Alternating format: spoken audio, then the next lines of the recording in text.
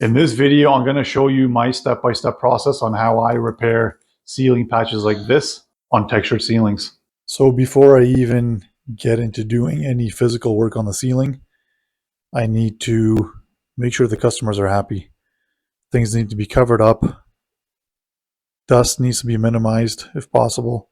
So you can see here I'm laying down this floor protection. Now this stuff is awesome. It's sticky on one side, the white side. And it's waterproof. If anything gets spilt on it, it doesn't go onto the floors. It's very durable. It can be vacuumed. It can be swept up if needed. So this stuff I love using on finished flooring, whether it's on hardwood, laminate, carpet. It works on anything. And so as you can see, I'm just laying it down. I'm overlapping certain sections just so nothing gets in underneath. And this is the best way to keep things clean and tidy and keep the homeowners happy. And now that the floors are covered, we need to take off any light fixtures or anything that's on the ceiling that's going to impede our work. So there's two pot lights here, and then there's one fixture above the counters that we're going to also be taking off. And so for the next part of the prep, I'm going to be hanging poly around this whole thing. So I'm going to be using painter's masking tape and painter's plastic just to contain the dust when I'm going to be scraping the ceiling, cutting drywall, things like that. So I just want to keep the area contained and clean for the homeowners. So here I'm using this method of putting masking tape on the ceiling, and it works well when making containments for dust and for texture and things like that. So you'll see here in a second, I'm only sticking on one half of the tape and the other half I'm just leaving loose. And you're going to see here that I'm going to hang the poly right off of that, and it works very well. Sometimes it doesn't work if the ceiling is too dusty, but in this case it's not, and it works great. So I'm just making this containment. I'm going to make sure that when I'm scraping the ceiling, everything is staying in this area. And this is the best way that I found of doing it. Okay, so now that everything's polyed off, we're going to take some warm water and just into a simple spray bottle. I have an 8-inch taping blade, taping knife, whatever you want to call it. Pretty simple. We're just going to mist the ceiling a little bit, the area that we want to scrape, and then scrape it off with this knife. And this texture comes off pretty easy. It's not painted over top, so it's going to come right off. So here you can see I'm misting the ceiling, the immediate area that I'll be working in, taking my blade, scraping it off as best as I can. Some spots come off easier than others. If not, spray it again, just another little layer of mist, and that'll do the trick. It's a little bit dusty, but again, we're contained, so we're good. We're not getting appliances and counters dirty. Again, moving on to the next area, mist it, scrape it. There's no really rhyme or reason to it, just do it in sections. Wherever I can reach off my sawhorse, that's where I'm doing it. So this is what it looks like scraped. That's the unscraped, that's a scraped. So I have to fix up those holes. These patches here, patch by that light, another little hole. So any nick and dent that you see, that's going to be mudded, sanded, and textured. You won't even see that there was anything here. And so now that the ceiling is scraped, I'm going to fix up these patches because right now they're all irregularly shaped just from cutting it out in a hurry to get the water to drip down. But I'm going to measure them all off, make them all nice and even, so my new drywall can fit nice and tight and snug. So you can see I squared off these patches, those pencil marks. That's where I'm going to cut it, just to make the drywall process a lot easier. So for this part, you could use a drywall saw like I'm using. If you have like a multi-tool or a Dremel or something like that, you can use that as well. But I just have this handy. This is what I'm going to be using. Again, I'm just cutting along the lines that I measured just to make sure the patches are all the same measurement on all sides. It's nice and easy for cutting out the drywall patches, adding backing and things like that. So this is the method that I'm using for this.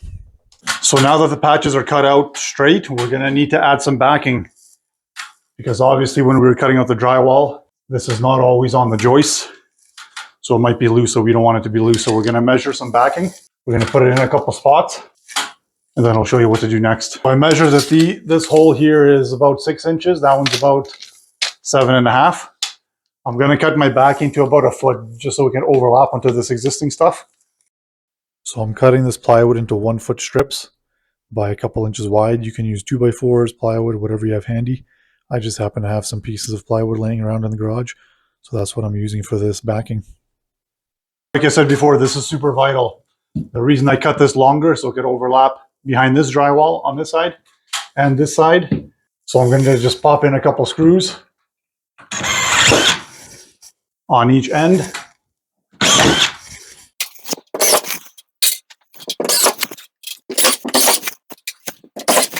So basically, this drywall is secure, and then my new drywall will also be secure because now it has this backing to screw it to, and it's solid.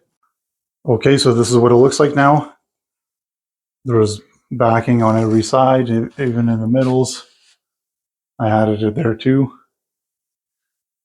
There's no such thing as too much backing, so that's good. Drywall will be solid.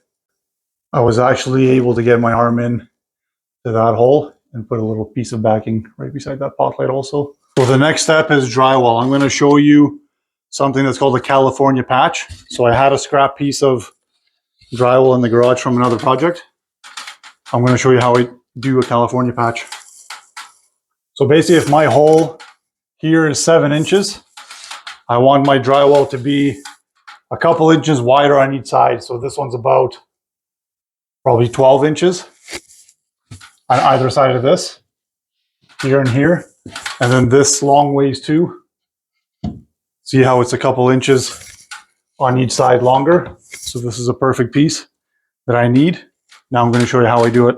I'm doing all my work on this brown side, not the white side. It has to be on the brown side. So I'm going to take my knife.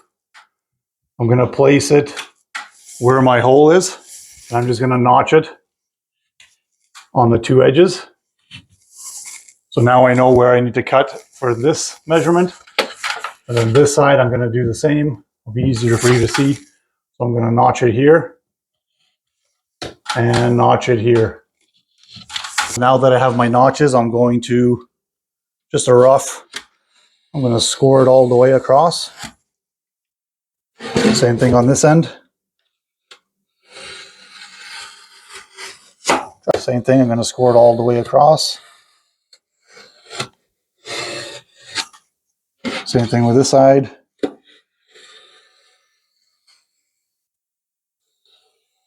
So now that my drywall is scored, you can see, right? So this is the brown side of the paper. Now I'm just going to bend the drywall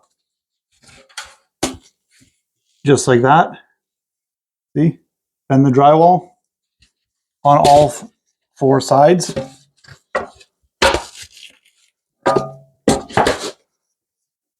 So every side that is scored, I'm doing this. And then I'm just peeling it off. So now I have my drywall, the solid part, and I have all this paper that's going to be acting as the drywall tape. So I'm not going to need to tape these patches. So now if you go back up to our ceiling patch, we'll just tuck it into our hole, and it's going to be a perfect fit on all 4 sides. Now I'm going to use the backing that we put in. I can see where the backing is by the screws, right? And I'm going to screw in this drywall nice and snug.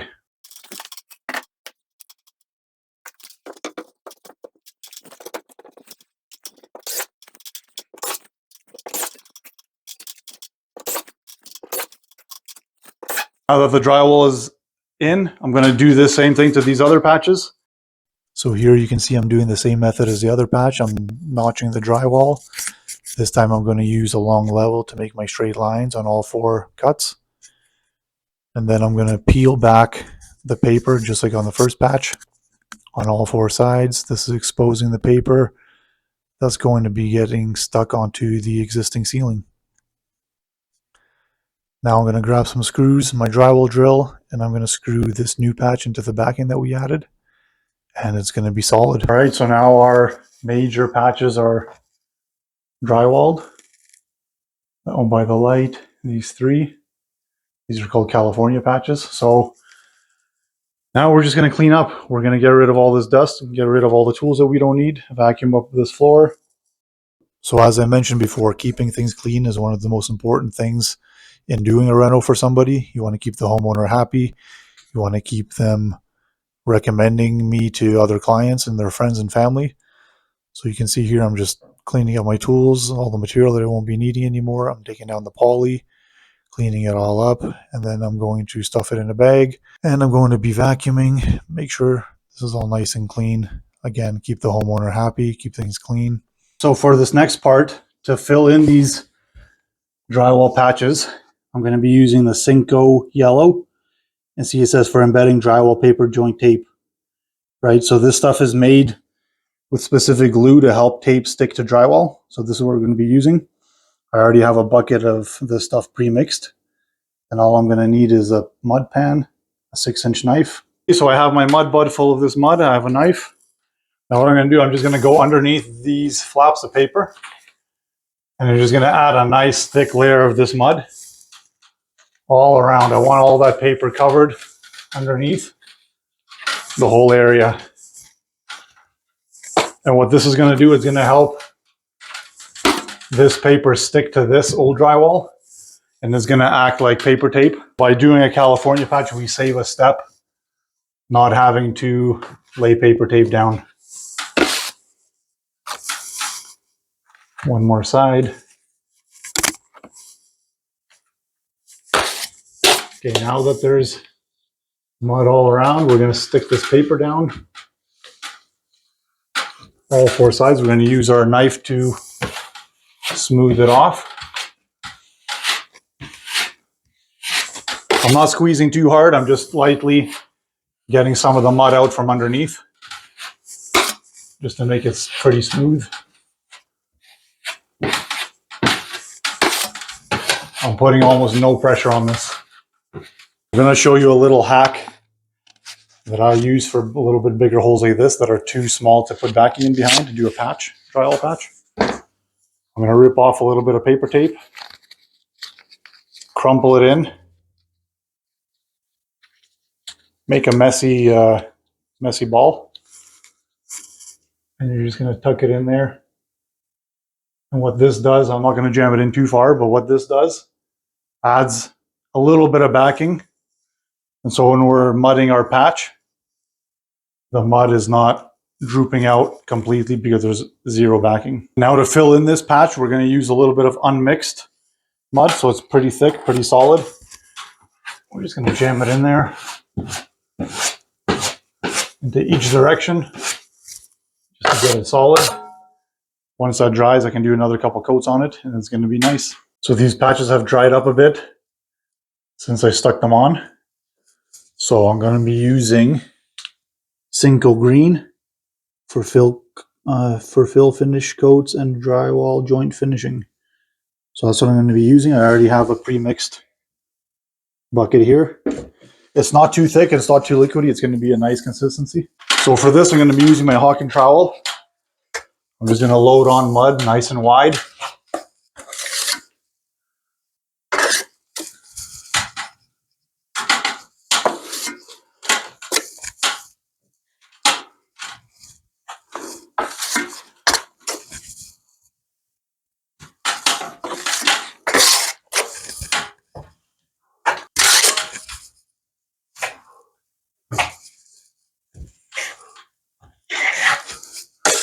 Okay, now I'm going to clean off the edges. I'm going to put pressure on the one side of the trowel.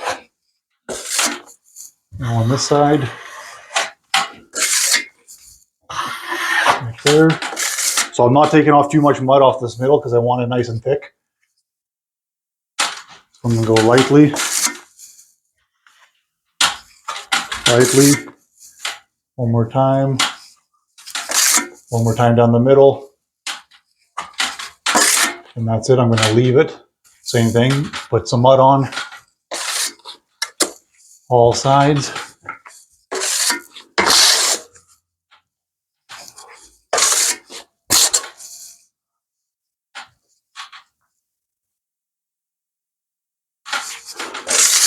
Clean off the edges.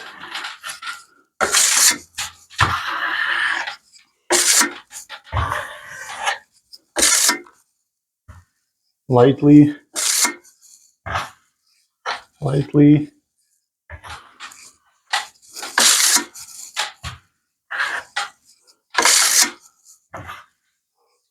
So that's it. I'm going to put on a fan. let this stuff dry up before I can sand it and do my second coat. I'm going to be using one of these carpet blower fans to blow right onto the ceiling.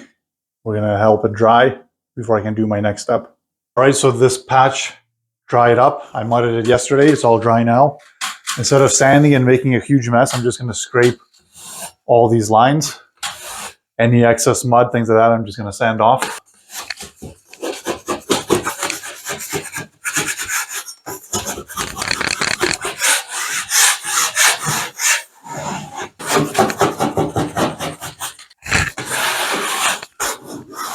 Okay, now I have my bigger trowel. I got my mud. I'm going to mud this wider than I did the coat before.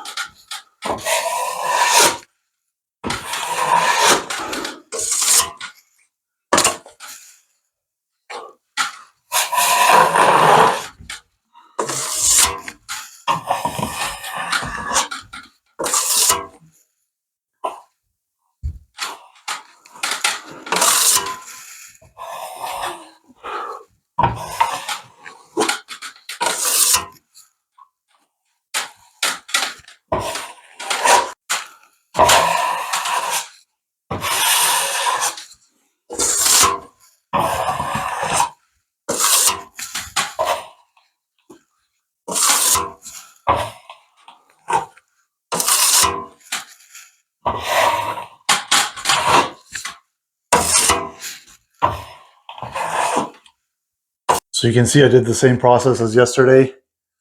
I cleaned off the edges and then the middles a couple times, a couple swipes. So it's mudded wider than it was the coat before. And once this dries, I can do any little touch-up that I need. All right, so the second coat is dry. I have the containment set up behind me. I'm going to begin sanding, so it's a little dusty. The area is too small to get a camera in, so I'm just going to sand it. And then I'll show you what that looks like after.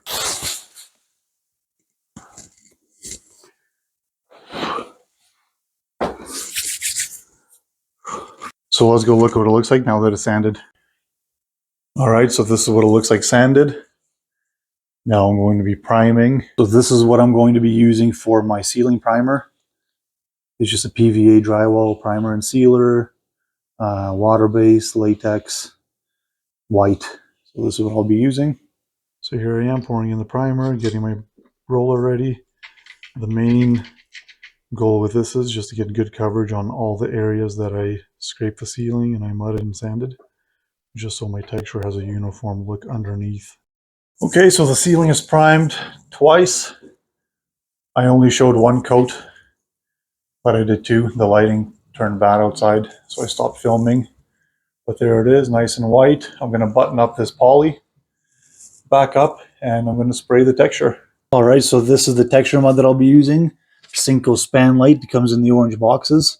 And this is the texture machine we're going to be using. It's the Craft compressor built in. So things went a little bit wrong for me right here. I'm pouring in the mud. I started spraying a little section of the patch and my settings on my machine just couldn't match the existing ceiling, so it was going to look terrible. So I just left it. I had to call my buddy who's a texture guy. He has all these different machines and hoppers, and I had to get him to spray my ceiling. He's a magician, a texture wizard. This isn't what I was planning for. I was planning to do it myself, but things happened, so I had to get my buddy to finish texturing for me. So this is what the ceiling looks like after a few days. The texture is all dry. You can't really see where the patch was, so I'm super happy with how everything turned out. It looks great.